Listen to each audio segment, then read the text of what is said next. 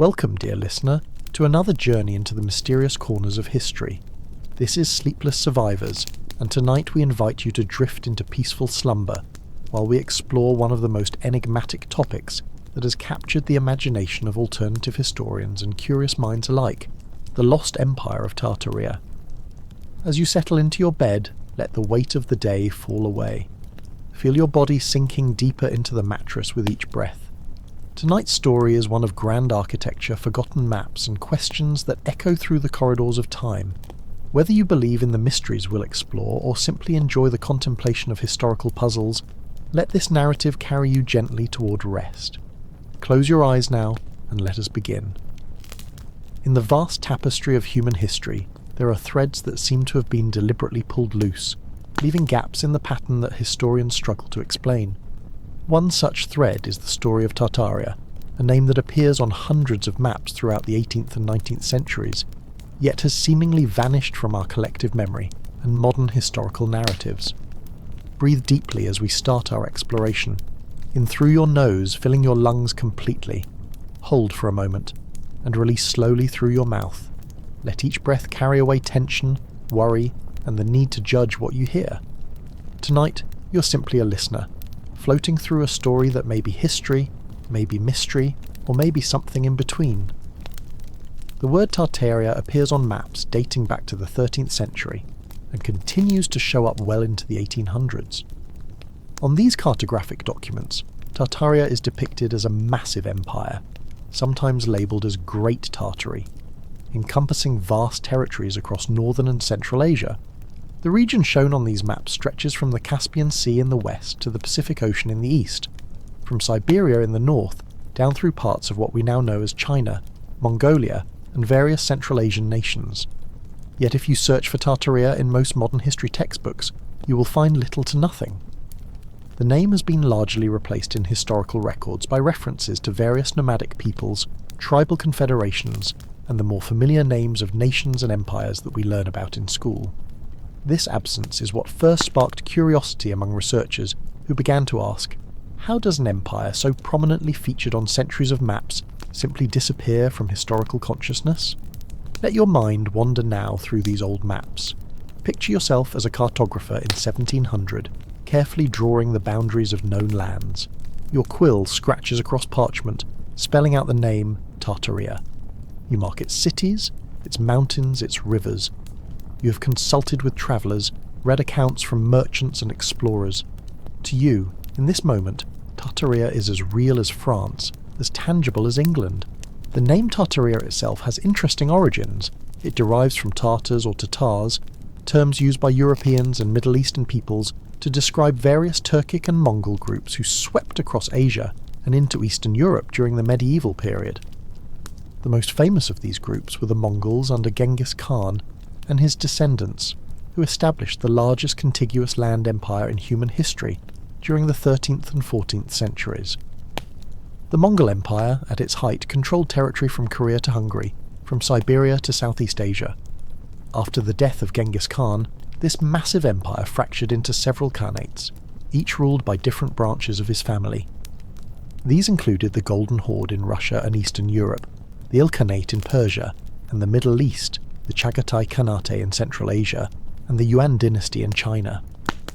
As you breathe slowly and evenly, imagine the sound of hoofbeats, thousands upon thousands of horses carrying warriors across the steppes. The thunder of their movement seems to shake the very earth. These were the riders who struck fear into the hearts of settled civilizations from Beijing to Vienna. Their empire was built on speed, organization, and military innovation that was centuries ahead of their enemies. European maps began labelling the vast territories controlled or influenced by these groups as Tartary or Tartaria. The name carried with it connotations of the exotic and the fearsome. Indeed, some scholars believe the term may have been influenced by Tartarus, the deep abyss of Greek mythology, reflecting European anxieties about these powerful Eastern peoples who had so dramatically demonstrated they could conquer seemingly any army that stood against them. But here is where our story begins to become curious. While historians generally agree that Tartaria was simply a catch-all geographic term used by Europeans to describe the territories of various nomadic and Turkic peoples, some researchers have pointed to anomalies in the historical record that suggest something more complex may have been occurring. Let yourself drift deeper into relaxation now.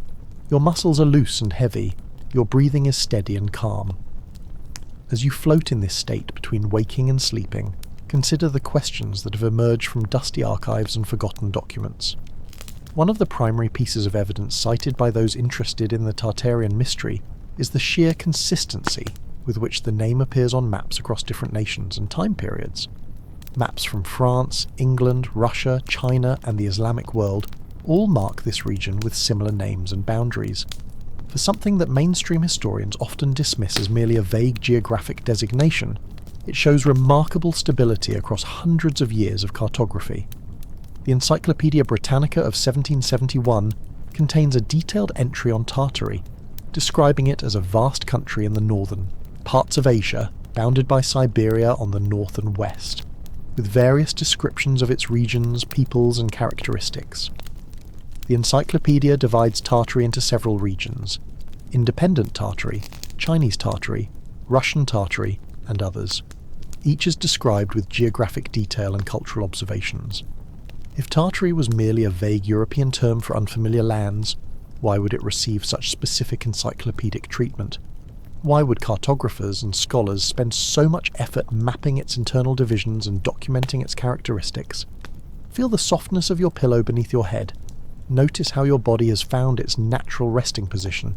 You don't need to move or adjust anything. You're perfectly comfortable, perfectly safe, perfectly at ease as this story unfolds around you like a gentle fog. Some researchers point to architectural evidence as another intriguing element of the Tartarian puzzle. Throughout Russia, Central Asia, and even in parts of North America, Europe, and elsewhere, there exist beautiful buildings from the 18th and 19th centuries that display remarkably similar architectural styles. These structures often feature elaborate ornamentation, classical proportions, and advanced engineering that seems incongruous with the official historical narrative of who built them and when. Many of these buildings are attributed to various world's fairs and expositions that occurred in the late 1800s and early 1900s. Cities like Chicago, San Francisco, Paris, and many others hosted these grand exhibitions, erecting massive temporary structures that showcased architectural magnificence. According to official records, most of these buildings were meant to be temporary and were demolished after the exhibitions concluded. However, photographs from these world's fairs show buildings of such grandeur and apparent permanence that it strikes some observers as odd that they would be built only to be torn down months later. The structures feature intricate stonework, elaborate sculptures, classical columns, and engineering that would have required enormous resources, skilled craftsmen, and considerable time to construct. The official explanation is that these were indeed temporary buildings, constructed quickly using materials like staff, a composite of plaster and fibre that could be moulded to look like stone. The buildings were painted white, giving rise to terms like the White City used to describe the World's Columbian Exposition in Chicago in 1893. But questions linger in the minds of Tartarian researchers. Some photographs from these exhibitions appear to show buildings with a weathered, aged appearance. Others show structures that seem to be undergoing excavation rather than construction, with dirt being removed from around their bases as if they had been partially buried. Let your breathing become even slower now. Each exhale takes you deeper into tranquility. The questions we explore tonight are not meant to disturb your peace, but rather to give your mind gentle puzzles to contemplate as you drift towards sleep. There are no right or wrong answers here, only the pleasure of curiosity and wonder. Another element of the Tartarian narrative concerns maps themselves. When researchers examine old maps of Tartaria, they note several interesting features. The region is often divided into different sections: Great Tartary, Chinese Tartary, Independent Tartary, Muscovite Tartary, and others. Cities are marked within these territories, trade routes are shown, and geographic features are noted with apparent specificity. One map of particular interest to researchers is a 1715 French map by Guillaume de Lille, a renowned cartographer of his era. This map shows Tartaria divided into several regions and includes considerable detail about the area. Similar maps were produced by cartographers across Europe, each adding their own observations and information gathered from travellers and merchants. What strikes some observers is that despite this cartographic attention, relatively few detailed written accounts exist from European travellers who claim to have journeyed deep into these Tartarian territories. Marco Polo's 13th century accounts describe his journey through Central Asia and China, regions that would later be labelled as Tartarian on maps. But his writings, while extensive, leave many questions unanswered about the political structures and cultural practices of the peoples he encountered. The lack of detailed European accounts stands in interesting contrast to the specificity shown on maps. It's as if cartographers knew enough to map the region's general layout, but lacked the intimate cultural knowledge that would come from extensive contact and documentation. Your eyelids are growing heavier now. It takes effort to keep them open, so why bother? Let them close. Let the darkness behind your eyes become a canvas for the images this story creates. See the maps unrolling before you, their edges yellowed with age, their lines drawn in fading ink. Some researchers have suggested that perhaps the lack of European documentation about Tartaria is not due to lack of contact, but rather because that contact and the knowledge it generated were later suppressed or lost. This theory, while speculative, forms part of the larger Tartarian narrative, that evidence of this civilization has been deliberately obscured or forgotten. Why would such obscuration occur? Proponents of the Tartarian mystery suggest various possibilities. Some believe that a great cataclysm occurred in the relatively recent past, perhaps in the early to mid-1800s, which destroyed Tartarian civilization and was subsequently covered up or forgotten. Others suggest that the erasure was more deliberate, the result of a rewriting of history by the victors of some conflict we no longer remember. Let us explore the idea of historical amnesia for a moment, not as fact but as concept. Throughout human history, there have indeed been instances where knowledge has been lost, sometimes deliberately, and sometimes through the simple passage of time and change of civilizations. The Library of Alexandria, that great repository of ancient knowledge, was destroyed over several events, taking with it countless scrolls and texts that we will never recover. The burning of Mayan codices by Spanish conquistadors and priests obliterated much of the written history of Mesoamerican civilizations. The Cultural Revolution in China saw the destruction of countless historical artifacts and documents in an effort to break with the past. So the concept of lost history is not inherently implausible. Civilizations do fall, knowledge does get lost, and sometimes that loss is so complete that we can barely reconstruct what once was. The question with Tartaria is whether such a loss occurred on a scale far larger than historians currently acknowledge. Feel yourself sinking deeper into your bed. Your body is so relaxed now that you barely feel its boundaries. You are becoming light, floating, carried along by the gentle current of this narrative like a leaf on a slow-moving stream. Architectural similarities across continents form another thread in the Tartarian tapestry. Researchers point to neoclassical buildings in cities around the world that seem to share common design elements. From government buildings in Washington, D.C. to structures in Melbourne, Australia, from edifices in Moscow to constructions in South America, there appears to be a global architectural language that emerged in the 18th and 19th centuries. The official historical explanation for these similarities is straightforward. Neoclassical architecture became a dominant style during this period, influenced by renewed interest in Greek and Roman design principles. Architects studied classical forms and applied them to new construction worldwide. The similar appearance of buildings across different continents reflects shared cultural influences, spread through travel, education, and published architectural treatises. However, some observers note that the level of craftsmanship and the speed with which these buildings appeared seems remarkable for the time period. The conventional narrative suggests that cities were being rapidly modernized during the Industrial Revolution, with new construction techniques allowing for unprecedented building campaigns. The Tartarian alternative suggests these buildings might be much older than claimed, possibly remnants or reused structures from a previous, more technologically advanced civilization. This theory requires accepting that our timeline of technological development is significantly incorrect, a proposition that mainstream historians reject based on extensive evidence from multiple independent sources. Let your mind consider both possibilities without judgment. You don't need to decide which is correct. Simply let the ideas drift through your consciousness like clouds across a peaceful sky. One of the more intriguing aspects of the Tartarian narrative involves mudflood theories. Proponents point to numerous photographs and illustrations from the 1800s, showing buildings where the first floor appears to be partially buried beneath street level. Windows that would have been ground floor windows now appear as half windows emerging from the earth, with the lower portions below the current street surface. Examples of this can be found in many older cities. In some cases, stairs lead down to what appear to be basement entrances, but the architectural detail suggests these were once ground-level doorways. In other instances, buildings show clear evidence of having had their lower levels filled in or buried beneath accumulated soil and raised street levels. The mainstream explanation for this phenomenon is well documented and straightforward. Over centuries, cities typically raise their street levels through accumulated debris, intentional filling, and infrastructure improvements. Rome, for instance, has streets that are many feet higher than they were in ancient times. Medieval buildings often have their original ground floors below modern street level.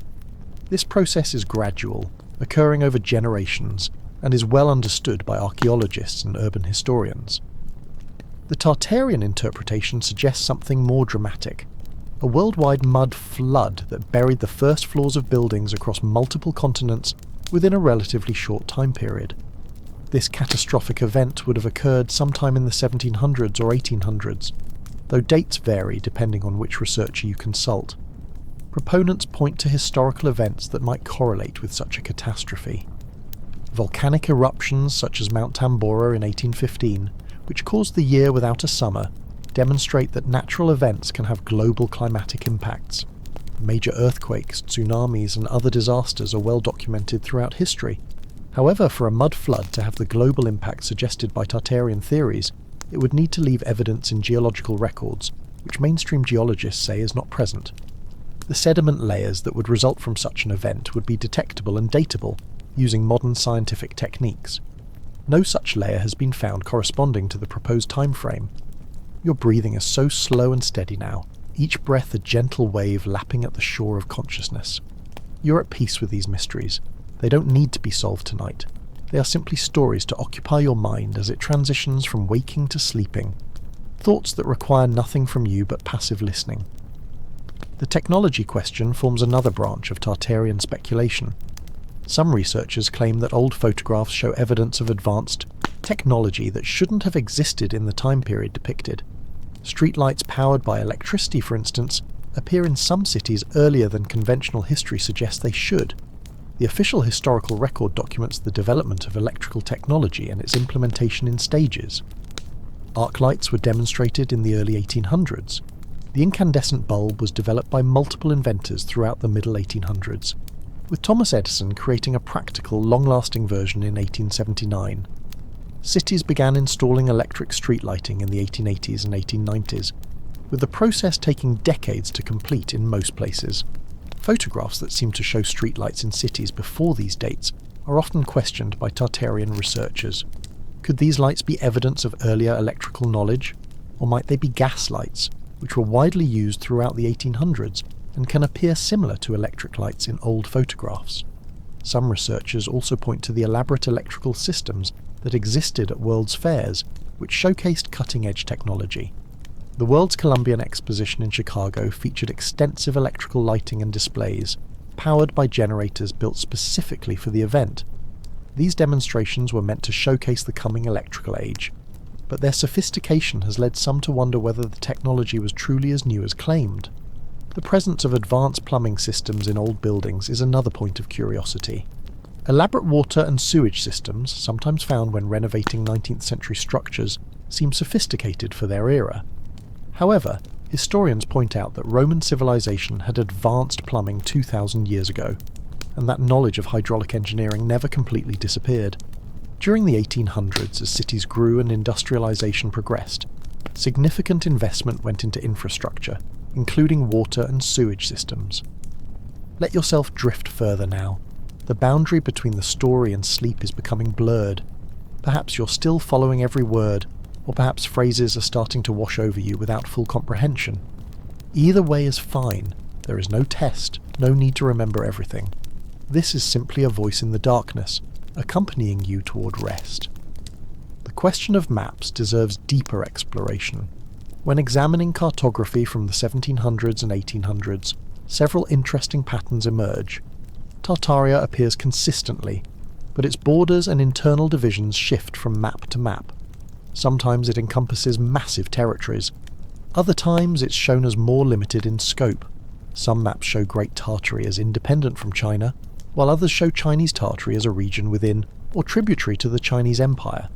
Russian Tartary expands and contracts depending on the date and cartographer. This variability suggests that European map makers were working with incomplete and sometimes contradictory information, compiling what they knew from various sources that may not have always agreed. This is consistent with how frontier regions have been mapped throughout history. When detailed information is scarce, maps often show rough boundaries and approximate locations. As more information becomes available, maps become more specific and accurate. The evolution of North American maps follows this pattern, with early depictions showing vast undefined regions that later become more precisely delineated as exploration and settlement proceeded. However, what some researchers find puzzling is not the variability itself, but rather what happened to the name. By the late 1800s and into the 1900s, Tartaria largely disappears from maps, replaced by more specific designations: Russian Empire, Qing Dynasty China, various Central Asian regions. Nations as we now know them begin to take shape on maps. The conventional explanation is that as European knowledge of these regions increased, more accurate terminology replaced the earlier catch-all designation. As Europeans established more direct contact with Asian peoples and governments, they learned the names these groups used for themselves and for their territories, and cartography became more precise. The alternative interpretation suggests that something more profound occurred. An actual political entity called Tartaria was divided up, conquered, or destroyed, and then erased from historical memory through a systematic rewriting of history. This would require an enormous conspiracy, involving historians, cartographers, and governments across multiple nations over several generations. Breathe in slowly, hold that breath for just a moment, then release it even more slowly, feeling the last traces of wakefulness flowing out with the exhale. Your body knows what to do now. It is preparing for sleep, for the restoration that comes with rest. Trade routes form another interesting element in this puzzle. The Silk Road, that famous network of trade routes connecting east and west, passed through territories that would have been labelled as Tartarian on old maps. Merchants, travellers and explorers journeyed these routes for centuries, carrying goods, ideas and stories between civilizations. Marco Polo's account describes his journey along these routes in the late 13th century. His writings tell of the court of Kublai Khan, the magnificence of Chinese cities, and the peoples he encountered along the way. Yet his descriptions can be frustratingly vague about political structures and territorial boundaries. He describes local rulers and their domains, but doesn't provide a clear picture of overarching governmental structures that would help us understand whether these regions were independent, loosely confederated, or part of a larger empire. Other travellers left, similar accounts, rich in cultural detail, sparse on political geography. This pattern is typical of pre-modern travel writing, which focused on the exotic and remarkable rather than systematic documentation.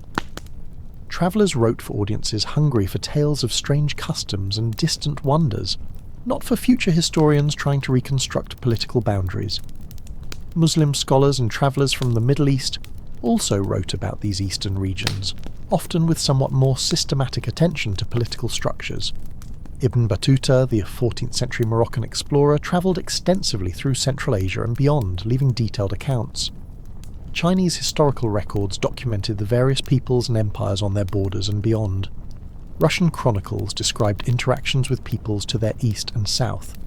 When historians cross-reference these various sources, they build a picture of the regions labelled Tartaria on European maps. A complex tapestry of tribal confederations, nomadic empires, settled kingdoms, and changing political allegiances. This complexity is exactly what we would expect from a vast territory inhabited by diverse peoples following different lifestyles and political systems. Yet the very complexity of this picture is what some Tartarian researchers find suspicious. Could the confusing array of peoples and polities described in historical sources be a deliberate obfuscation? Could the fragmented historical record be the result of scattered survivors and conquerors, each with their own partial understanding of what was destroyed? Let your jaw relax. Let your tongue rest softly in your mouth. Release any tension in your forehead, your temples, around your eyes. Sleep is approaching like a gentle friend. and you welcome its arrival. Religious and cultural practices provide another avenue of exploration. The territories marked as Tartarian on maps included diverse religious traditions. Islam, Buddhism, shamanic practices, and later Christianity as Russian influence expanded. Historical sources describe this diversity, noting how different communities maintained their own beliefs, while sometimes coexisting and sometimes coming into conflict. The Mongol Empire, which at its height controlled much of what would later be labelled Tartaria, was notable for its religious tolerance. While the ruling Khans followed various beliefs, including traditional Mongol shamanism and later conversions to Buddhism, Christianity and Islam, they generally allowed subject peoples to maintain their own religious practices. This tolerance was pragmatic. Controlling an empire spanning multiple continents required accommodation of diverse populations. Some Tartarian researchers point to architectural elements in religious buildings across this vast territory, noting similarities that they find remarkable. Domes, arches, and decorative motifs appear in structures from different regions and attributed to different time periods. Could these similarities indicate a common architectural tradition from a unified civilization? Architectural historians note that design elements spread through various mechanisms: trade, conquest, religious connection, and simple diffusion. Islamic architecture influenced construction from Spain to India and beyond. Buddhist architectural traditions spread from India through Central Asia to China and East Asia. Christian Byzantine architecture influenced Orthodox churches throughout Eastern Europe and Russia. The Silk Road and other trade routes facilitated the exchange of not just goods, but also ideas, techniques, and aesthetic preferences. The presence of similar architectural elements across a wide region doesn't necessarily indicate a single civilization, but rather the natural result of cultural contact and exchange over centuries. Still, the question remains in some minds. Does the degree of similarity suggest something more than gradual cultural diffusion? Your thoughts are becoming dreamlike now, fragmentary and fluid. You might be hearing these words, or they might be merging with the beginning of dreams. Either state is perfect. You're exactly where you should be, in the gentle transition between waking and sleeping. Old photographs present some of the most compelling visual evidence examined by Tartarian researchers. The late 1800s and early 1900s saw the proliferation of photography, and countless images from this era survive. Some of these photographs seem to show scenes that don't quite match the historical narrative we've been taught. Photographs from World's Fairs show magnificent buildings surrounded by bare earth or minimal landscaping, which some interpret as evidence that the grounds were excavated rather than freshly constructed. Photos of cities sometimes show construction crews that appear to be exposing buildings rather than building them, with dirt being removed from around structures. Photographs also show that many cities in the 1800s had more elaborate architecture than we might expect. Grand buildings, ornate streetlights, and sophisticated infrastructure appear in cities that were supposedly frontier towns just decades earlier. How did such rapid development occur? The conventional explanation emphasizes the tremendous economic growth and industrialization of the 1800s. The Industrial Revolution created unprecedented wealth and enabled construction on a scale never before possible. Railways, mass production of building materials, and improved engineering knowledge all contributed to rapid urban development. Cities could and did transform within a generation. The California Gold Rush, for example, saw San Francisco transform from a small settlement to a major city in just a few years. Photographs from the 1860s and 70s show a city with substantial buildings, paved streets, and urban infrastructure, built in less than 2 decades. Similar rapid development occurred in other boomtowns and growing cities across America and around the world. However, Tartarian researchers ask whether rapid development fully explains what photographs show. They point to the architectural sophistication, the quality of craftsmanship, and the apparent age of some structures. Could some of these buildings have been inherited from a previous civilization, rather than newly constructed? The question invites consideration of what photographs can and cannot tell us. Photography captures a moment, but interpreting that moment requires context. The same image can support different narratives depending on what assumptions we bring to our interpretation. Feel yourself floating now, weightless and free. The concerns of the day have fallen away. Questions of history and mystery are becoming dreams themselves, Interesting but not urgent, puzzles that your sleeping mind can play with without the need for resolution. Let us consider the concept of a reset, a term used in some Tartarian discussions. The idea suggests that human civilization has experienced catastrophic events that destroyed previous advanced cultures, forcing survivors to rebuild from a lower level of technology and knowledge. Each reset creates a break in historical continuity, causing the loss of knowledge and the erasure of memories from the previous civilization. This concept has parallels in mythology. Many cultures have flood myths describing a divine cleansing of the world. The biblical flood, the Epic of Gilgamesh, Greek myths of Deucalion, and flood stories from Native American, African and Asian traditions all describe catastrophes that destroyed previous worlds. Some researchers interpret these myths as cultural memories of actual catastrophic events. Geological evidence confirms that Earth has experienced major catastrophes in the past. The Younger Dryas impact hypothesis suggests that a comet or asteroid impact around 12,800 years ago caused rapid climate change and possibly contributed to the extinction of many large mammals.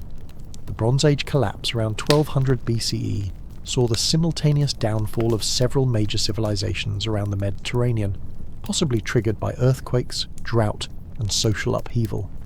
The fall of Rome led to a period sometimes called the Dark Ages, when knowledge and technology were lost and had to be slowly recovered. So the concept of civilizational collapse and knowledge loss is historically valid. The question is whether such an event occurred much more recently than historians acknowledge, specifically targeting what Tartarian researchers identify as a global civilization. Mainstream historians point to the extensive documentation and evidence that would make hiding such a recent catastrophe impossible. We have newspapers, government records, personal diaries, archaeological evidence, and countless other sources from the 1800s that show continuity, not catastrophic break.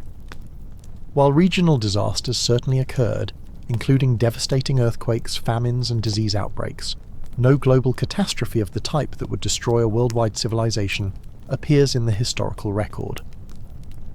Your breath is barely noticeable now, so shallow and peaceful that your chest hardly moves. Sleep is very close, waiting for the perfect moment to fully embrace you. These words are becoming distant, like voices heard from another room, interesting but no longer demanding your full attention. The orphan train movement of the late 1800s sometimes enters Tartarian discussions. Between 1854 and 1929, an estimated 200,000 children were transported from East Coast cities to the American West and Midwest through various orphan relocation programs. The largest of these was the orphan train movement, which placed children with families who agreed to take them in. The official history explains this movement as a response to urban poverty and overcrowding.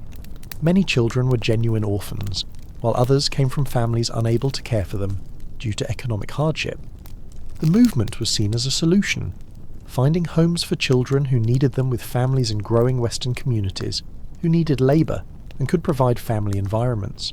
However, some researchers have questioned aspects of this narrative. They note the large numbers of children involved and wonder about their origins. Could some of these children have been survivors of a catastrophe that killed their parents? Could they have been children of a defeated Tartarian population? This speculation requires ignoring or dismissing the extensive documentation of the orphan train movement, including the records of the Children's Aid Society and other organisations that ran these programs, newspaper accounts of the train's arrivals in various towns, and testimonies from the children themselves in later years. The movement, while controversial even in its own time, is well documented and explained by the social conditions of the era. Still, the presence of so many displaced children in late 1800s, America strikes some as remarkable and worthy of question. The fact that questions can be asked, however, doesn't automatically validate alternative explanations. Let your mind wander freely now. If thoughts of Tartaria appear in your dreams tonight, let them be pleasant thoughts. Imagine vast landscapes, beautiful buildings, mysteries solved or peacefully left unsolved. There is no right answer that you must find, no truth that you must grasp. Simply drift, float, and rest. The question of motivation arises when considering any theory of historical revisionism. If Tartaria existed and was erased from history, who would benefit from this erasure, and how would they accomplish it? Various answers have been proposed. Some suggest that the victors of a great conflict rewrote history to eliminate memory of the defeated. Others propose that a cataclysm was so devastating that survivors, left with only fragments of knowledge, pieced together a new historical narrative that lost much of the truth. Some even suggest more elaborate conspiracies involving secret societies or global elites maintaining control through manipulation of historical knowledge. Each of these explanations faces significant challenges. Rewriting history on a global scale would require coordination among rival nations, each with their own interests and archives. It would require suppressing not just official records but also private letters, diaries, photographs, and the collective memory of entire populations. As time passed, it would require maintaining the deception across generations, ensuring that no evidence survived, and that new findings consistently supported the false narrative. Historians and social scientists study how historical narratives are constructed and maintained. While it's true that history is often written by victors, and that dominant groups can suppress alternative narratives, complete fabrication or erasure of major historical events is vastly more difficult than selective emphasis or interpretation. Physical evidence, archaeological findings, geological records, and the sheer number of independent sources make large-scale historical falsification extremely challenging, especially in recent centuries when documentation becomes more extensive. The human tendency to see patterns and meaning in incomplete information must also be considered. Our brains are pattern recognition machines, evolved to make sense of the world by identifying connections and relationships. Sometimes these patterns reveal genuine insights. Other times, they lead us to see significance in coincidence, to find design in randomness, to construct narratives that feel true but aren't supported by rigorous evidence. This doesn't mean that questioning official narratives is wrong. Healthy skepticism and critical examination of accepted truths are essential to both good history and good thinking. The question is how we evaluate evidence, how we weigh different explanations, and how we distinguish between possibilities worth serious consideration and speculations unsupported by credible evidence. Feel yourself sinking deeper still, into layers of consciousness that are more dream than thought. Words wash over you like gentle rain, their meanings becoming soft and undefined. You are safe, comfortable, and profoundly relaxed. Let us return to the maps one final time before we approach the end of our journey tonight. The evolution of cartography tells its own story about the growth of human knowledge and the improvement of geographic understanding. Medieval maps were often more artistic than accurate, depicting the world as imagined rather than measured. Religious symbolism often took precedence over geographic precision. The known world was small, surrounded by vast unknown, regions filled with speculation and myth. The age of exploration changed this. As European powers sent expeditions around the globe, maps became more accurate and detailed. Coastlines were precisely charted. Longitude and latitude measurements improved. The world's true shape and size became clear. Interior regions, especially in Asia, Africa, and the Americas, remained less well mapped until later. These areas appeared on maps with varying degrees of accuracy, depending on the information available to cartographers. Tartaria, that vast territory of Central and Northern Asia, fell into this category. Known to exist, crossed by some travellers, but not systematically explored and documented by Europeans until the 18 and 1900s. As Russian expansion moved eastward, as diplomatic and trade relationships developed, and as scientific expeditions ventured into previously unmapped regions, cartographic knowledge improved. The vague designations of earlier centuries gave way to more specific and accurate maps. This is the natural progression of geographic knowledge, and it explains why Tartaria fades from maps as they become more accurate. Yet the human mind craves mystery and wonder. In a world now thoroughly mapped, where satellite imagery shows every corner of Earth's surface, where no blank spaces remain on our charts, there is something compelling about the idea that mysteries remain. That history might not be as settled as we think, that there might be lost civilizations, forgotten empires, and truths hidden just beneath the surface of accepted knowledge. This psychological need for mystery doesn't make Tartarian theories true, but it helps explain their appeal. In exploring these theories, people are not just investigating history, they're expressing a desire for a world larger and stranger than the one presented in textbooks. Your eyelids are sealed shut now, heavy beyond any possibility of opening. Your body is utterly still, completely relaxed. Consciousness is flickering like a candle in the wind, moments of awareness alternating with gaps that might already be sleep. What can we conclude from our exploration of Tartaria? The honest answer is that the mainstream historical explanation, while perhaps less exotic than alternatives, is supported by extensive evidence from multiple independent sources. Tartaria, as a name on maps, represented a geographic region inhabited by diverse peoples, not a unified empire that was erased from history. The architectural similarities that intrigue researchers can be explained by cultural exchange, shared design principles, and the rapid development enabled by industrial-age technology and wealth. The buried first floors of buildings reflect the normal process of urban development and street-level raising over time, not a global catastrophe. The old photographs, while fascinating, don't contradict conventional history when examined with proper context and expertise. Yet questions can be asked, and asking questions is itself valuable. The Tartarian narrative, even if not historically accurate, reveals something important, that people care about understanding the past, that official narratives should be examined and not simply accepted, and that history is more complex and nuanced than simplified textbook versions sometimes suggest. The Mongol Empire was real and vast. The peoples Europeans called Tartars existed and built civilizations. Trade routes connected east and west, facilitating exchange of goods, ideas and technologies. Cities did develop rapidly during the 1800s. Beautiful architecture was created by skilled craftsmen. Old maps do show Tartaria, and understanding what that name meant to the people who used it is a legitimate historical question. None of this requires accepting that Tartaria was a unified advanced civilization that was catastrophically destroyed and then erased from history. But it does require acknowledging that the past is rich, complex, and sometimes mysterious, that historical knowledge evolves as new evidence emerges, and that the boundary between what we know and what we think we know is sometimes less clear than we assume. Let these thoughts dissolve now like salt in water. The story is continuing, and sleep is drawing ever closer. You have travelled far tonight, through centuries and across continents, through questions and possibilities, through mystery and wonder. The construction of cities in the American West during the 1800s presents another fascinating area of inquiry for those interested in historical mysteries. Towns that became major cities seem to spring up with remarkable speed, complete with substantial brick and stone buildings, elaborate civic structures, and sophisticated infrastructure. Take Denver, Colorado, for example. Founded in 1858 during the Pikes Peak Gold Rush, it grew from a mining camp to a substantial city in just a few decades. Photographs from the 1870s and 80s show impressive buildings, wide streets, and urban amenities.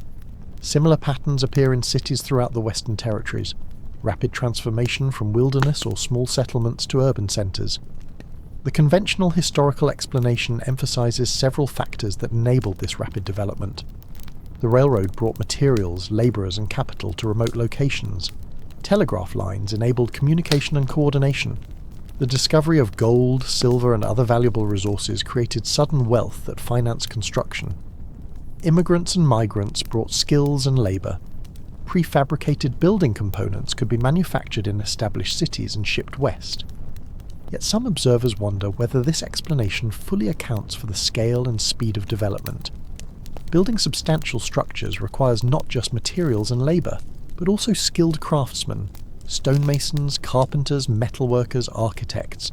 Where did all these skilled workers come from? How did they arrive in such numbers at the exact moment they were needed? Your body continues to sink deeper into the mattress. Feel the gentle pressure of the bed supporting every part of you.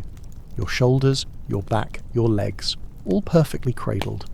There is nothing for you to do but continue listening, continue relaxing, continue drifting. The quality of craftsmanship visible in old buildings also draws attention.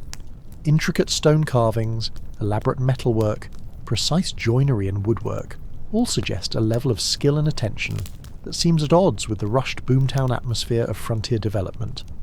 These are not the marks of hasty construction, but of careful, patient work by master craftsmen. Defenders of conventional history point out that skilled craftsmen did indeed travel to where work was available. The promise of high wages drew workers from established eastern cities and from Europe.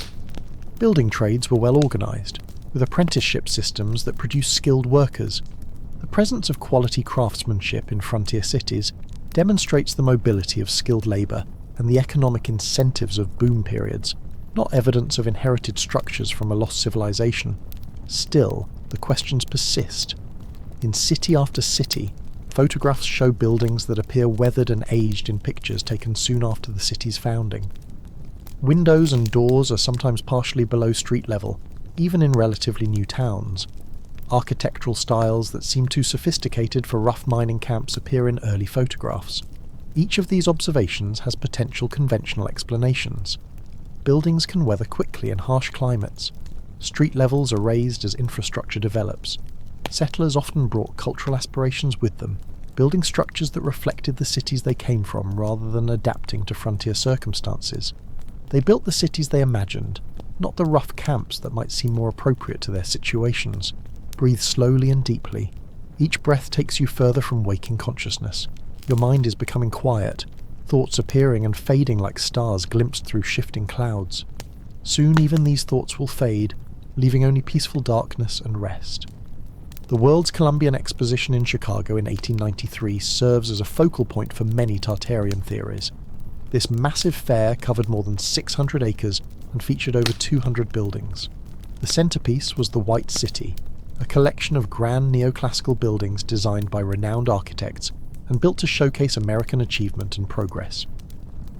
According to official history, these buildings were temporary structures, built using staff, a mixture of plaster, cement and fibre that could be moulded to resemble stone and marble.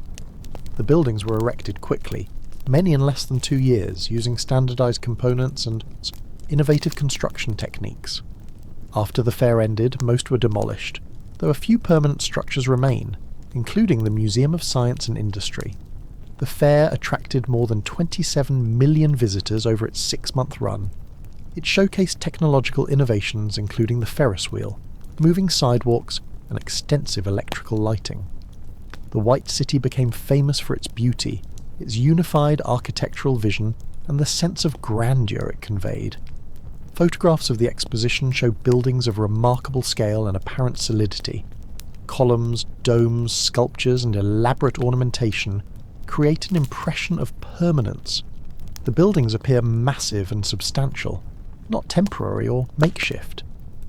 This visual impression is what first raises questions in some minds. Could such elaborate structures really be temporary? Would architects and builders invest such effort in buildings meant to stand for only 6 months? Why make them appear so permanent if they were designed to be demolished? Let your mind drift through those fairgrounds as they might have appeared on a summer day in 1893. Crowds moving along wide boulevards, the white buildings gleaming in the sun, the reflection of architectural grandeur in the waters of the lagoons. Whether these buildings were new construction or something else, they were magnificent to behold. The answer to why temporary buildings were made so grand lies in the purpose and prestige of the exposition. World's fairs were international events, showcasing national achievement and competing for cultural supremacy. The architecture had to impress visitors from around the world, had to demonstrate American capability and aesthetic sophistication. The temporary nature of the buildings was known to everyone involved. The grandeur was precisely the point. Moreover, using staff and other composite materials actually made the elaborate ornamentation possible. Skilled artisans could create moulds for architectural elements that could then be mass-produced. Details that would take months to carve in stone could be replicated in days using plaster and moulds. The temporary nature of the materials enabled rather than limited the elaborate designs. Still, some researchers point to specific photographs that they find puzzling. Images showing what appears to be weathering or water damage on buildings that should have been brand new. Pictures of foundations that seem more substantial than temporary structures would require. Photographs showing excavation or dirt removal around buildings, which some interpret as uncovering rather than constructing. Your breathing has become almost imperceptible now, so gentle and steady that you barely notice it. Your body breathes itself while your conscious mind drifts further and further from awareness. Sleep is reaching out to embrace you, patient and inevitable. Other world's fairs and expositions of the period present similar patterns. The Paris Exposition of 1889, famous for introducing the Eiffel Tower, featured elaborate temporary structures alongside permanent monuments. The Louisiana Purchase Exposition in St. Louis in 1904 covered more than 1,200 acres and featured grand buildings in various architectural styles. The Trans-Mississippi Exposition in Omaha in 1898, the Pan-American Exposition in Buffalo in 1901, the Alaska-Yukon-Pacific Exposition in Seattle in 1909, each featured impressive temporary architecture that was later demolished. Photographs from all these events show buildings of remarkable grandeur, all built within 2 or 3 years and then destroyed soon after the fairs ended. From a conventional historical perspective, this pattern makes sense. The fairs were expensive to produce and needed to attract millions of visitors to recoup costs and generate profit. Impressive architecture was essential marketing. The technology and materials of the period made rapid construction of impressive-looking structures possible, even if they weren't meant to last.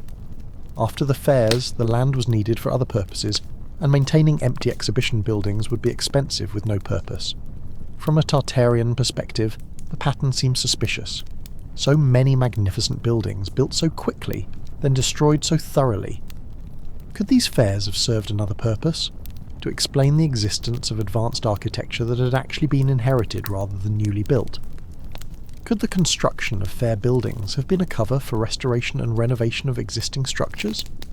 This theory requires believing that organisational records, newspaper coverage, architectural plans, construction photographs, and the memories of thousands of workers and visitors were all falsified or misunderstood.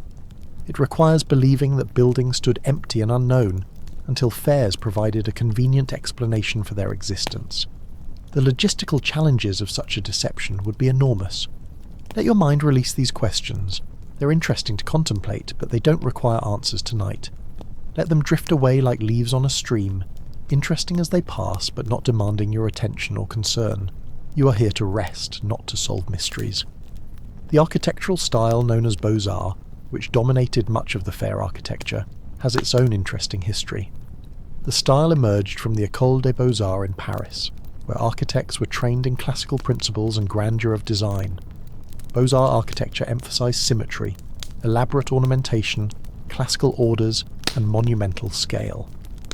In the late 1800s, many American architects studied at the École des Beaux-Arts, then returned to the United States and applied these principles to American buildings.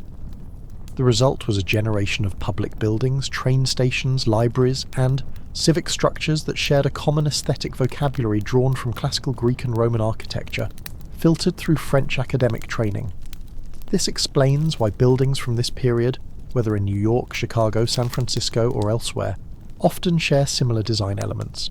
They reflect common training, common aesthetic ideals, and common cultural aspirations. Architects were explicitly trying to create a unified American architectural identity that could rival European traditions. The World's Columbian Exposition was a showcase for Beaux-Arts architecture, with Daniel Burnham as chief architect coordinating the overall design to create a harmonious, unified vision. The success of the fair helped establish Beaux-Arts as a dominant American style for several decades. From this perspective, the similarities in architecture across different cities and different buildings are not mysterious at all. They reflect a deliberate, documented architectural movement, with known architects, known training institutions, and known aesthetic principles. The beauty and coherence of the style demonstrate shared cultural values and educational background, not inherited structures from a lost civilization. Your consciousness is fragmenting now, breaking into pieces like a reflection in disturbed water. Some part of you still hears these words, but that part is growing smaller, more distant. Most of you has already surrendered to sleep, floating in the peaceful darkness where dreams begin. Infrastructure development in the 19th century presents another area worthy of exploration. Cities installed water systems, sewage systems, gas lines, and later electrical grids during this period. The scale and sophistication of some of this infrastructure seems remarkable for the era. The London sewer system, redesigned and expanded by Joseph Bazalgette in the 1850s and 60s, is an engineering marvel. Miles of brick-lined tunnels, massive pumping stations, and sophisticated designs that still function today. Paris underwent massive renovation under Baron Haussmann, with new boulevards, water systems, and sewers.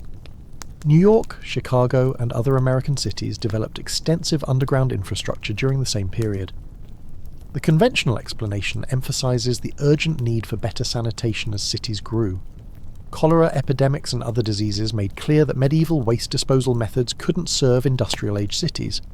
Advances in engineering knowledge and construction technology made large-scale infrastructure projects possible. Government investment and private capital financed the work. Thousands of labourers, many of them immigrants, provided the muscle. Some researchers question whether all this infrastructure was truly new construction. Could some of the tunnel systems, chambers and underground structures have existed before? Could workers have been clearing and renovating rather than building from scratch? This question intersects with the mudflood theory. If a catastrophic event buried the ground floors of buildings, it might also have buried earlier infrastructure. Workers in the 1800s might have been excavating and repurposing older systems, rather than creating everything anew. However, engineering records, construction documents, and contemporary accounts describe the building process in detail. Bazalgette's plans for the London sewers exist, and have been studied extensively by historians of engineering and technology. The construction employed known techniques appropriate to the period. Workers' accounts and labour disputes are documented.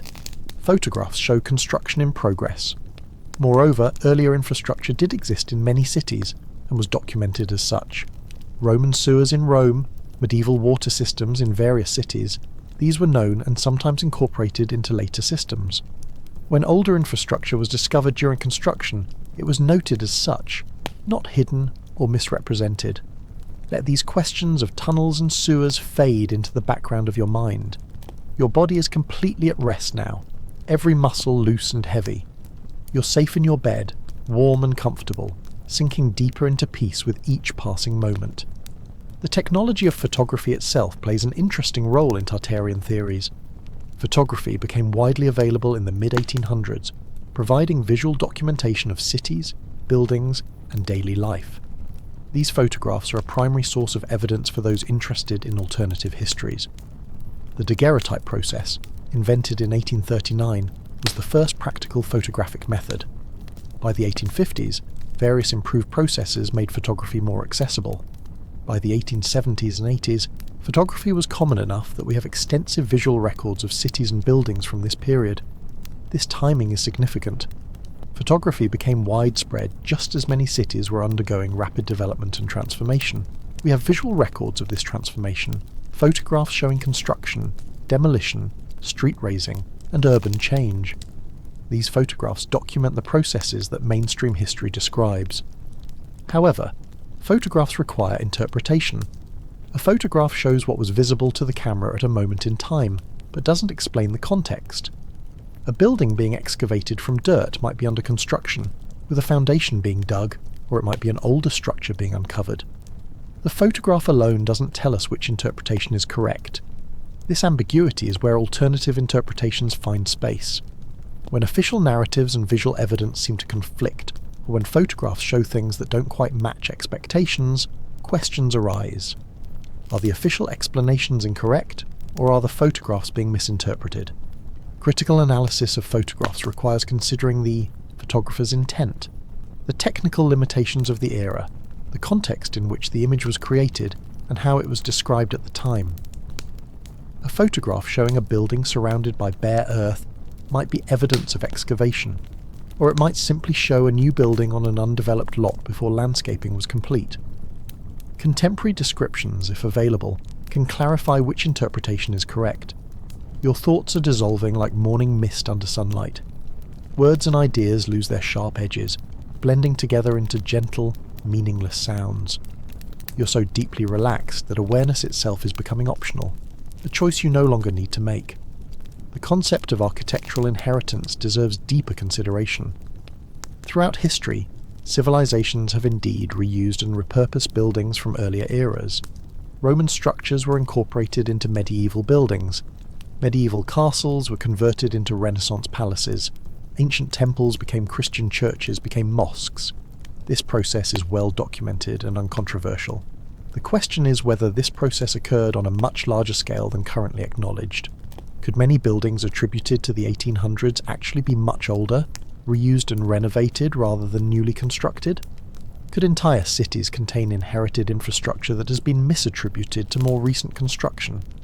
For this to be true without being widely recognised would require that the original builders left no distinctive marks, no decorative elements, No construction techniques that would identify the structures as belonging to a different era and culture.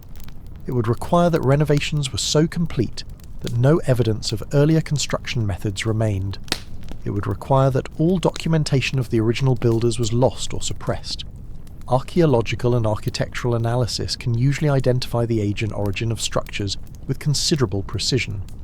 Building techniques change over time. Materials have characteristics that can be dated. Styles reflect specific periods and cultural influences. When buildings from different eras are combined, the joints and transitions are usually visible to trained observers. Moreover, if extensive older infrastructure existed, it would show up in foundation excavations, utility line installations, and other subsurface work. Modern construction that disturbs older layers of development regularly uncovers artifacts and structures from earlier periods. Archaeological oversight of construction projects is standard practice in many places, specifically to identify and preserve evidence of earlier occupation. The archaeological record doesn't support the existence of an advanced global civilization in the recent past that left extensive infrastructure later reused or misattributed to 19th century construction. While individual buildings and local infrastructure from earlier periods certainly exist and are sometimes reused, the pattern doesn't support the larger Tartarian narrative. You are barely conscious now, hovering in that liminal space between waking and sleeping, where the distinction hardly matters anymore. Your body has surrendered completely to rest. Your mind is following, dissolving into the peaceful void where sleep dwells. Let us explore the concept of chronology itself. How do we know when things happened? How do historians construct timelines and date events? This question is fundamental to evaluating any alternative historical narrative. Multiple independent dating methods exist, each with its own principles and applications. Radiocarbon dating measures the decay of carbon-14 in organic materials, providing dates accurate within certain ranges. Dendrochronology examines tree rings, which create annual growth patterns that can be matched across specimens to create timelines extending thousands of years. Thermoluminescence can date ceramics and burned materials. Ice cores preserve annual layers of snowfall with trapped atmospheric samples, going back hundreds of thousands of years. Historical documents provide dates through internal references, astronomical observations, and cross-references with other documented events. Coins and inscriptions bear dates and names that can be verified through multiple sources. Stratigraphy examines how layers of soil and artifacts are deposited over time, with older materials below younger materials and less disturbed.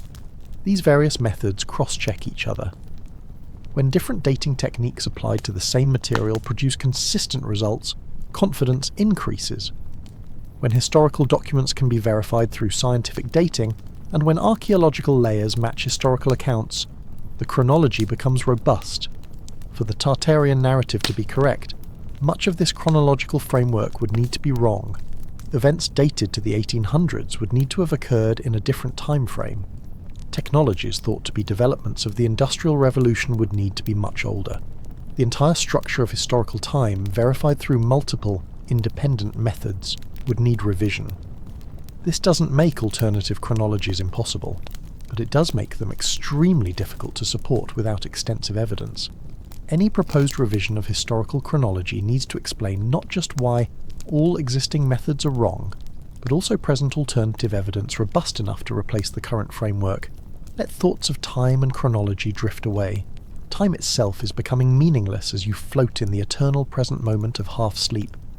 Past and future fade into irrelevance. There is only now, only this moment of perfect peace and relaxation. The psychological appeal of alternative histories deserves examination without judgment. Why do some people find Tartarian theories compelling? What needs do these narratives fulfill? One factor is the sense of wonder and mystery. Modern life can feel disenchanted, with scientific explanations for everything and no blank spaces on the map. The idea that mysteries remain, that history might be different than we've been told, restores a sense of possibility and wonder. It suggests that the world is larger and stranger than the ordinary surfaces suggest. Another factor is skepticism toward authority and official narratives. Governments and institutions have indeed lied or misled people throughout history. Official histories have sometimes been revised as new evidence emerged or as political circumstances changed. Healthy skepticism is reasonable. The question is where to draw the line between appropriate skepticism and unfounded conspiracy thinking. Pattern recognition and the human tendency to see meaning in randomness also play a role. Our brains are designed to find patterns and connections. This capability served our ancestors well, allowing them to make predictions and understand their environment. But it also leads us to see patterns that aren't really there, to find significance in coincidence, to construct narratives that feel meaningful even when they're not supported by rigorous evidence. Social and community factors matter too. Online communities dedicated to alternative histories provide social connection, shared purpose, and a sense of belonging. Being part of a group that sees something others don't creates a sense of special knowledge and insight. These are powerful psychological rewards, and they can make alternative narratives appealing, independent of whether they are actually true. None of this automatically makes Tartarian theories wrong, but it does suggest that psychological and social factors, not just evidence evaluation, influence what narratives people find compelling. Understanding these factors helps us think more clearly about how we form beliefs and evaluate claims. Your mind is almost completely quiet now. Thoughts barely form before dissolving. You exist in a state of peaceful non-thinking, awareness without content, consciousness without effort. Sleep is here, all around you, and you are surrendering to it completely. Let us consider specific buildings that feature prominently in Tartarian discussions. The San Francisco City Hall, completed in 1899, is a magnificent Beaux-Arts structure with a large dome. Some question whether such a building could really have been completed so quickly, in a city that was itself only decades old. The building's construction is well documented. Architects, engineers, contractors and workers left records. Newspaper coverage followed the construction process. Budget debates and political controversies surrounding the project were reported. The building was damaged in the 1906 earthquake, and its reconstruction is also documented. Yet photographs show a building of remarkable grandeur and apparent age. The stonework is elaborate, the proportions are classical, the dome is monumental. For some observers, it doesn't look like a building completed in 1899 in a frontier city. It looks like something much older and more established. This reaction reveals assumptions about what old looks like versus what new looks like. We expect old buildings to look weathered and aged. We expect new buildings to look fresh and modern. But buildings in 1899 weren't built to look modern. They were built to look classical, deliberately evoking ancient Greek and Roman architecture. They were designed to appear timeless and monumental from the day they were completed. Moreover, quality construction using durable materials like stone doesn't age quickly. A well-built stone structure can look essentially the same after 5 years or 50 years or 500 years, especially in photographs where weathering patterns are difficult to discern. The assumption that elaborate, classical-looking buildings must be old reflects a misunderstanding of late 19th century architectural ideals and construction capabilities. Buildings were designed to look established and permanent, not contemporary or modern. They succeeded in this goal so well that modern observers sometimes can't believe they're as young as they actually are. Let these thoughts of buildings and cities fade away. Architecture is irrelevant when you're floating in the peaceful void between waking and sleeping. Nothing matters now except the gentle process of letting go, surrendering to rest, allowing sleep to enfold you completely. The Capitol building in Washington, D.C. provides another interesting case study. Most of the building was constructed between 1793 and 1865, with the iconic dome completed during the Civil War. The construction process is extensively documented through letters, reports, architectural drawings, and congressional records.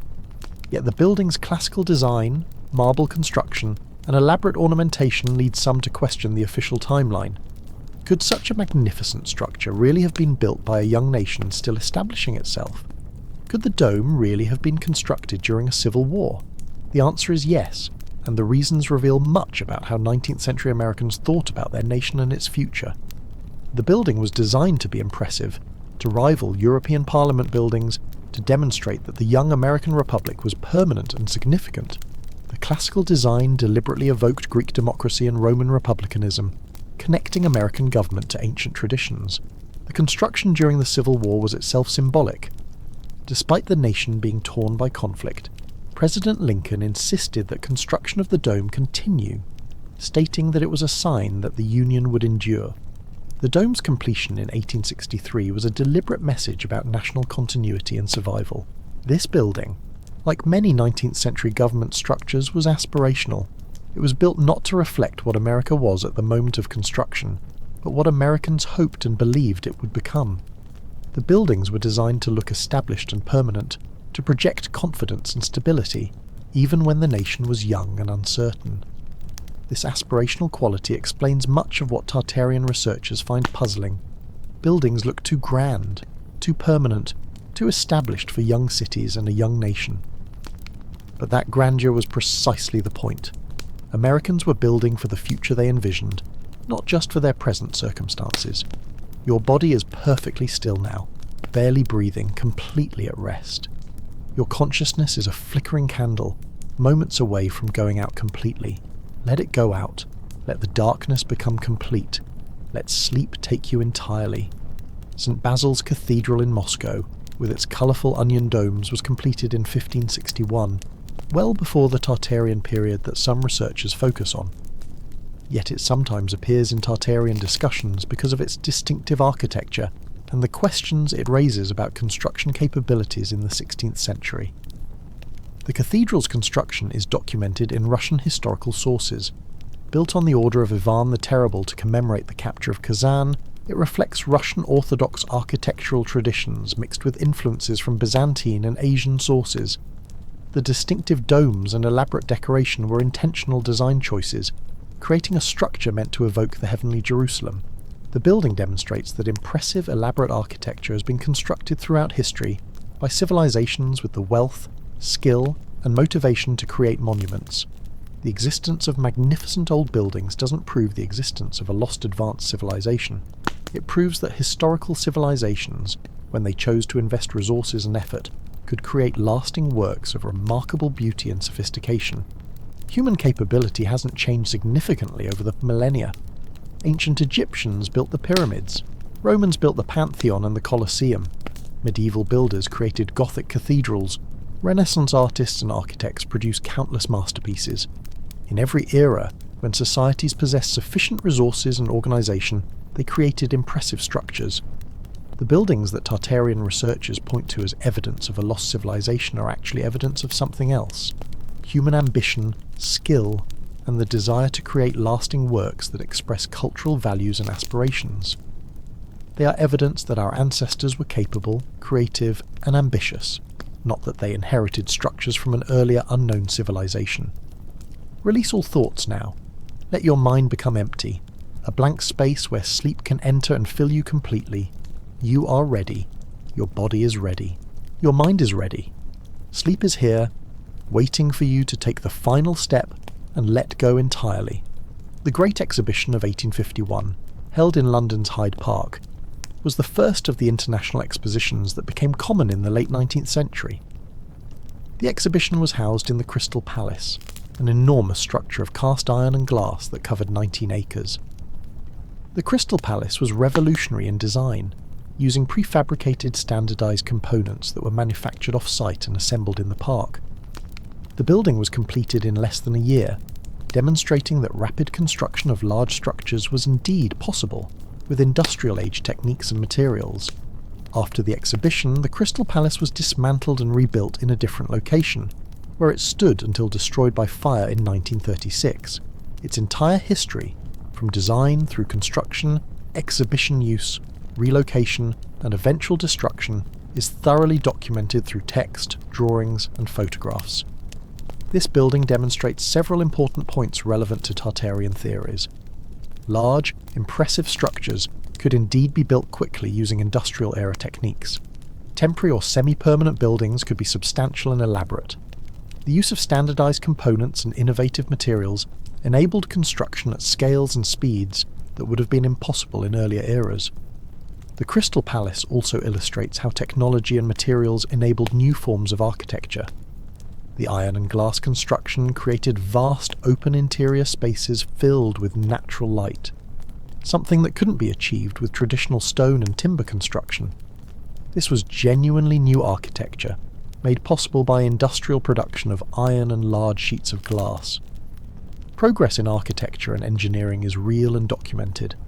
New techniques, new materials, and new understanding of structural principles have enabled new forms and scales of building throughout history.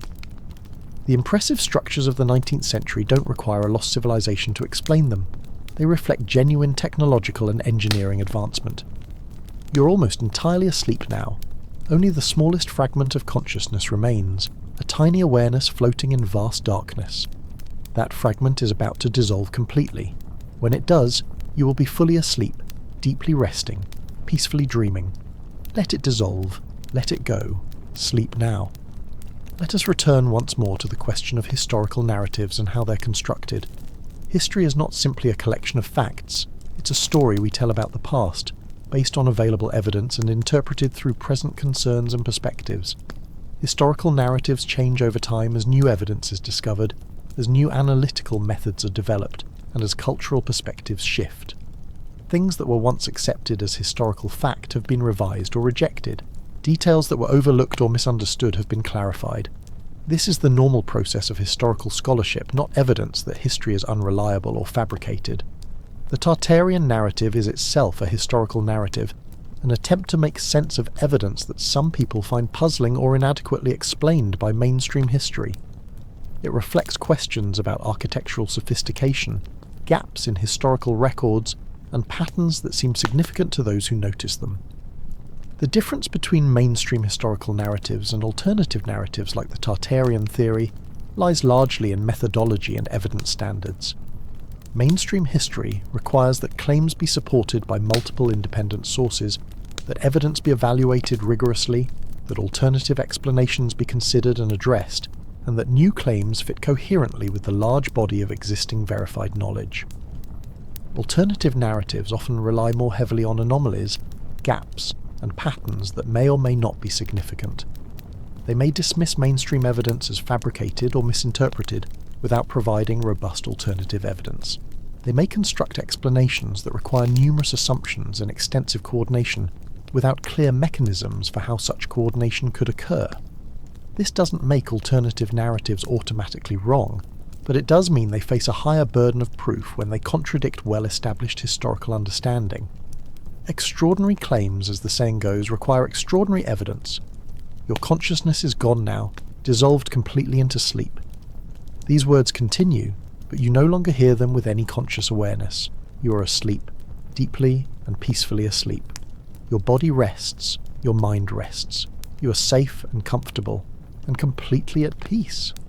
And yet perhaps some part of you still listens, some deep layer of awareness that processes sound and meaning even in sleep.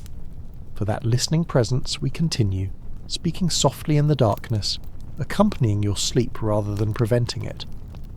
The cities of Central Asia hold many architectural treasures that feature in discussions of Tartarian history. Samarkand, Bukhara, Khiva, these ancient Silk Road cities contain mosques, madrasas, and palaces of remarkable beauty. Their distinctive blue-tiled domes, intricate geometric patterns, and sophisticated construction demonstrate advanced architectural achievement. These buildings are not mysteries. They were constructed by known civilizations, the Timurids, the Khanate of Bukhara, various ruling dynasties that controlled these regions over centuries. They reflect Islamic architectural traditions, Persian influences, and local innovations. Many have been studied extensively by archaeologists and historians. Their dates of construction, the names of architects and patrons, and the historical circumstances of their creation are documented. Yet they do connect to the question of Tartaria in an interesting way. These cities existed in the regions labelled as Tartarian on old European maps. The sophisticated architecture proves that the peoples, Europeans vaguely labelled as Tartars, were not primitive or backwards, but had rich cultures and advanced technical capabilities. Perhaps part of what the Tartarian mystery is really about is recognising that the regions and peoples that European mapmakers grouped under vague labels had complex histories, impressive achievements, and sophisticated cultures that deserve more attention than they typically receive in Western historical narratives. The Mongol Empire, the Timurid Renaissance, the various Khanates and empires of Central Asia all had rich histories and produced remarkable art and architecture. These civilizations were real, documented and impressive. They don't need to be relabeled as a lost advanced civilization to be worthy of study and appreciation. They are worthy in their own right, under their own names, with their actual histories acknowledged and celebrated. Sleep deepens around you. Your breathing is soft and slow. Your body is perfectly still, completely relaxed, utterly at rest. Dreams may be beginning to flicker through your mind, images and sensations that belong to the realm of sleep rather than waking thought. The question of who benefits from historical narratives is always worth considering. Different groups throughout history have indeed shaped historical narratives to serve their interests. Conquerors minimize the achievements of the conquered. Nationalists emphasize narratives that glorify their nations. Colonial powers created histories that justified their dominion over other peoples. These biases and distortions exist and have consequences. Much of world history as taught in the West has focused on European and Euro-American perspectives, minimizing or ignoring the histories and achievements of other regions and peoples. This is a legitimate critique, and historians have worked to broaden perspectives and include voices and narratives that were previously marginalized. However, the solution to biased historical narratives is not to reject all historical knowledge as fabricated, but rather to seek better evidence, broader perspectives, and more rigorous methodology. The solution is more and better history, not the abandonment of historical scholarship. The Tartarian narrative, while it may stem from legitimate questions about gaps and biases in historical knowledge, doesn't ultimately provide a more accurate or complete history. Instead, it replaces one narrative with another that is less well supported by evidence. It doesn't solve the problem of historical bias. It creates new problems by positing events and civilizations without adequate evidence. The real lost history that deserves recovery is not a mythical worldwide civilization called Tartaria, but rather the actual histories of Central Asian peoples, nomadic civilizations and non-European, cultures that have been understudied or misrepresented in Western historiography. These real histories are rich, complex and fascinating, and they don't require alternative chronologies or hidden catastrophes to be interesting and worthy of study. You are deep in sleep now, far from these words and thoughts. Your mind has moved into its own realm, creating its own narratives in dreams. The story of Tartaria, whether true or false, real or imagined, has done its work for tonight, carrying you into sleep and rest. As this long night's journey approaches its end, let us acknowledge both what we know and what we don't know. Human history is long, complex, and not completely understood. Archaeological discoveries continue to revise and expand our knowledge. Ancient civilizations achieved remarkable things that sometimes surprise us. Knowledge has indeed been lost and recovered throughout history. But the specific claims of Tartarian theory, a worldwide advanced civilization destroyed in the recent past and erased from memory, are not supported by the preponderance of evidence. The maps, the architecture, the photographs, all have more mundane explanations that fit better with the broader body of historical knowledge.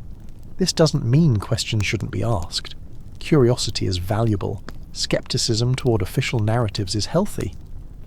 But questions should lead to rigorous investigation, not just to alternative narratives that feel satisfying but lack evidential support.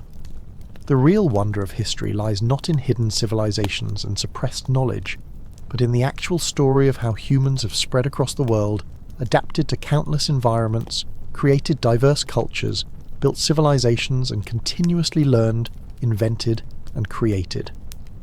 That real history, with all its complexity, conflict, achievement and tragedy, is more than interesting enough without needing to invent mysteries. Sleep has claimed you now. Your consciousness has withdrawn completely. Your body performs its nightly restoration. Your mind processes the day's experiences, consolidating memories and making connections. You're exactly where you should be, doing exactly what you should be doing, sleeping, resting, recovering.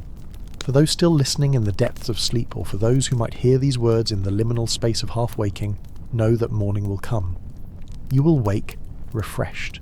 The mysteries we've explored tonight will be memories, interesting thoughts to contemplate or dismiss as you choose. The world will be as it is, with its documented histories and ongoing mysteries.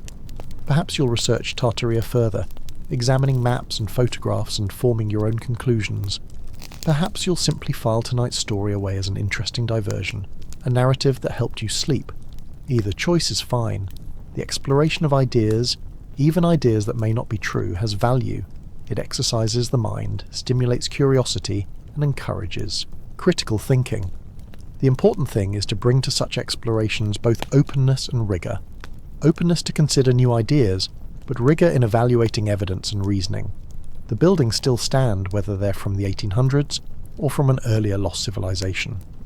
The maps still exist in archives, showing Tartaria or not showing it, depending on their date and origin. The photographs preserve moments in time, subject to endless interpretation.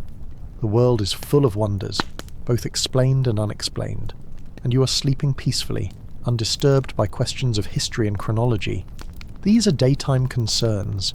Now is for rest, for dreams, for the gentle unconsciousness that restores body and mind. Sleep deeply, sleep peacefully, sleep well. The night is quiet now. The story is complete.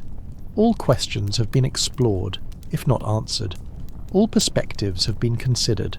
The mystery of Tartaria has been laid out in all its complexity, with both the evidence that compels believers and the explanations that satisfy skeptics.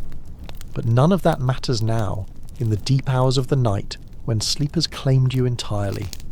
The only reality now is rest, restoration, and the quiet darkness where consciousness goes when it releases its hold on waking thought.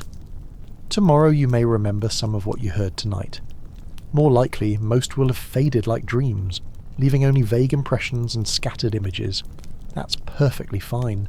This story was never about remembering every detail.